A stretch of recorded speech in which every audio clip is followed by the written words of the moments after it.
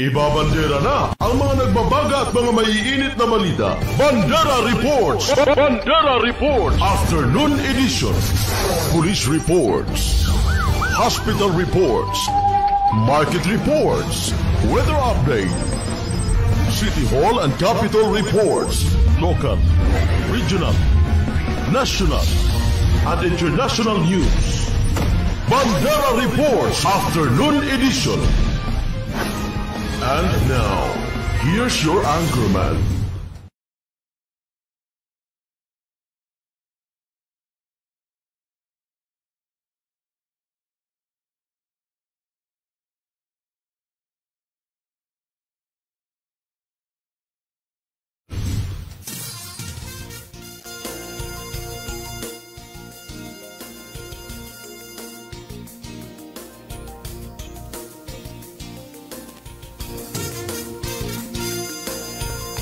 Bandera Reports Afternoon Edition.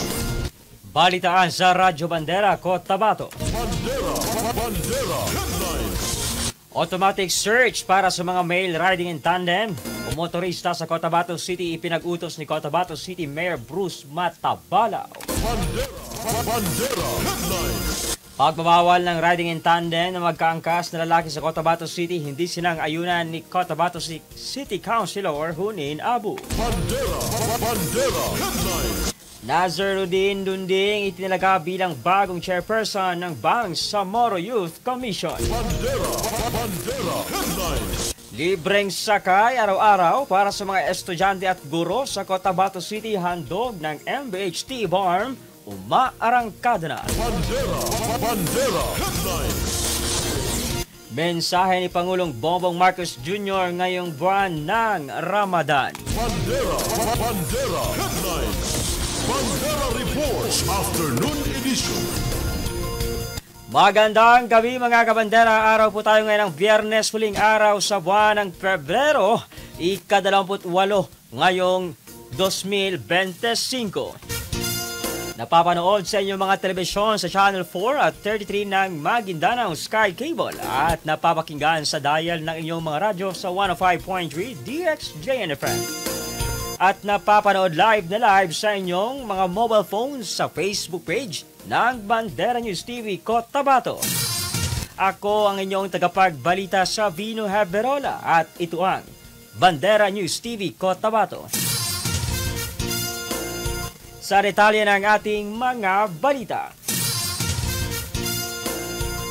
Inatasan ni Cotabato City Mayor Bruce Matabalaw ang lahat ng mga law enforcement units sa lungsod ng Cotabato na magsagawa ng automatic search o inspeksyon sa mga riding in tandem ng motorsiklo sa loob ng lungsod. Ito ay kasunod ng mga serye ng pamamaril sa lungsod kung saan lubhang nagka-apekto ito sa peace and order situation ng syudad. Sa report ng kapulisan, lumalabas na karamihan sa mga shooting incidents na nangyayari sa lungsod ay ginagawa ng mga riding in tandem suspects. Dahil rito ipinag-utos ng alkalde na sa lahat ng law enforcement at militar na agad na otomatikong magsagawa ng search sa lahat ng lalaking magkaangkas sa iisang motorsiklo. Nakasaad rin sa executive order na mahigpit ring ipinagbabawal sa mga motorista ang pagsuot ng mga face mask, bonnet, full-face tinted helmet at anumang iba pang accessories na makatakip sa face identification ng mga motorista. Aniya dapat tiyakin na lahat ng mga sakay ng motorsiklo na mapanatiling nakikita ang kanilang mga pagmumuka sa lahat ng oras kapag nasa pampublikong lugar, lalo na kapag dumadaan sa mga checkpoint o nakaharap sa mga law enforcers. Samantala, mayroon namang mga exemptions sa executive order na ito para sa mga mayroong medical condition at kinakailangan lamang na magpresenta ng medical certificate na inisyo ng isang licensed physician. Para naman sa mga apektadong habal-habal drivers na namamasada sa lungsod, kinakailangan nilang kumuha ng opisyal na identification card o ID mula sa City Public Safety Office nang walang bayad simula bukas hanggang March 31. Ang ID ay magsisilbing patunay na sila ay rehistrado sa lungsod at dapat makitang nakasuot ito habang sila ay namamasada. Layunin ng executive order na ito na mapadali ang tamang pagkilala at mapigilan ng mga kriminal na maghasik ng karahasan sa lungsod. Hinihiling ng alkalde ang kooperasyon ng publiko sa mga law enforcers sa pag-implementa ng kautusan na ito para sa kapakanan ng karamihan at seguridad ng mamamayang lungsod. Bandera Reports Afternoon Edition.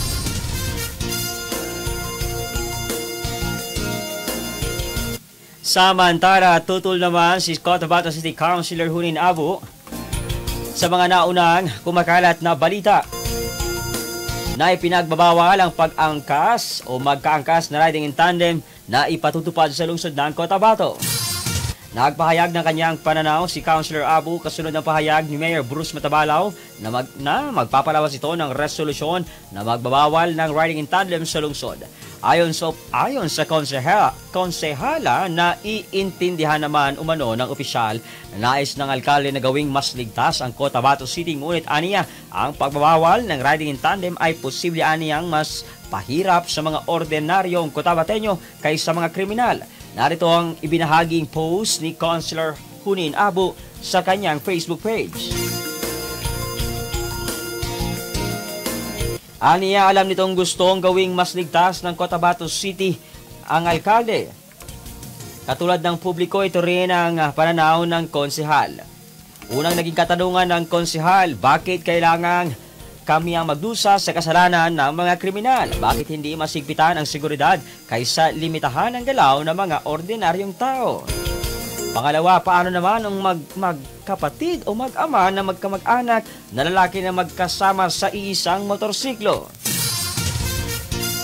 Pangatlong tanong ng konsehala, bakit hindi man lang kinonsulta ang Committee on Public Safety, Peace and Order o kahit ang publiko bago ito ipinatupad? Ayon pa sa konsehala, huwag natin itong gawing isyu ng politika. Ang mahalaga ay ang kapakanan ng mga Cotabateño. Hindi aniya ito sinasabi ng konsehala bilang isang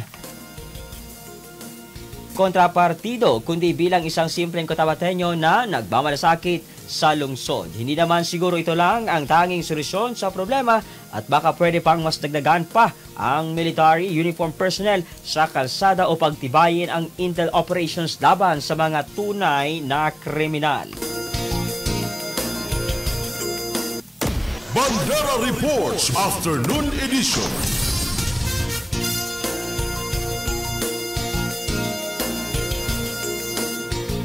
Samantala sa iba pang mga usapin, uupo bilang bagong chairperson ng Bangsamoro Youth Commission si Naziruddin Dunding matapos italaga sa posisyon kapalit ng kay outgoing Bangsamoro Youth Commission chairperson Marjani Mimbantas Makasalong. Si Dunding ay kilala bilang isang leader ng mga kabataan na nagsusulong ng youth empowerment sa pamamagitan ng programang BYC tulad ng paghatid ng iba't ibang training seminars at workshop sa mga young Bangsamoro.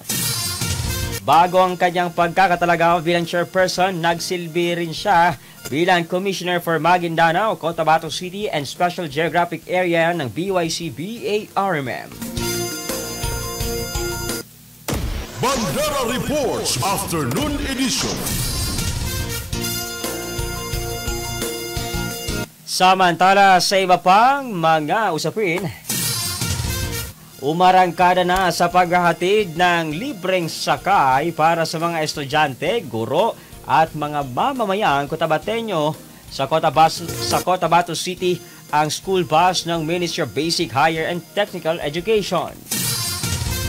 Sa ibinahaging larawan sa social media ni Hamsuri Lao Tiboron, makikita na maraming estudyante mula sa iba't ibang paaralan sa Cotabato City ang sumakay sa libreng bus na ihatid sa kanilang mga paaralan. Ang libreng sakay na ito ay programa ng MBHTE-BARM sa pangunguna ni Minister Amuhagir Iqbal na layuning matugunan ang pangangailangan sa transportasyon ng mga mag-aaral at guro sa rehiyon. Bukas ito para sa mga estudyante, guro mula sa public at private schools. Mag-uumpisa ang biyahe ng nasabing school bus simula alas 5:30 ng umaga hanggang alas 4:50 ng hapon base sa ruta at guidelines ng programang libreng sakay handog ng MBHT-BARMM.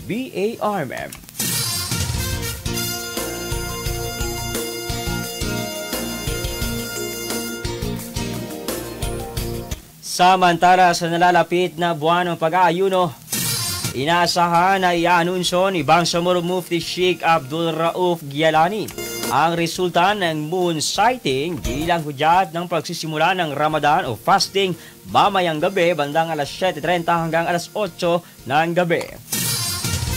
Kapag makikita ang crescent ng moon ngayong gabi, mag-uumpisa na ang Ramadan fasting bukas, March 1. At kapag hindi naman ito matanaw, ay otomatikong mag-uumpisa ang fasting sa araw ng linggo, March 2. Bandera Reports Afternoon Edition. Kaugnay sa usaping pag-aayuno buwan ng Ramadan, nakikiisa si Pangulong Ferdinand Marcos Jr. sa mga komunidad ng Islam sa buong bansa at buong mundo sa pagdiriwang ng banal na buwan ng Ramadan. Sa kanyang mensahe, binigyang diin ng Pangulong Bongbong Marcos Jr. ang kahalagahan ng pag-aayuno, panalangin at mga gawa ng kawang-gawa sa pagpapaunlad at pagkakaisa at pakiramdam na pagiging kabilang. Nanawagan din siya sa mga Pilipino na humanap ng lakas sa pagpapakumbaba at dedikasyon sa pananampalataya. Umaasa na ang pagpapahalagang ito ay gagabay sa bansa tungo sa sama-samang pag-unlad.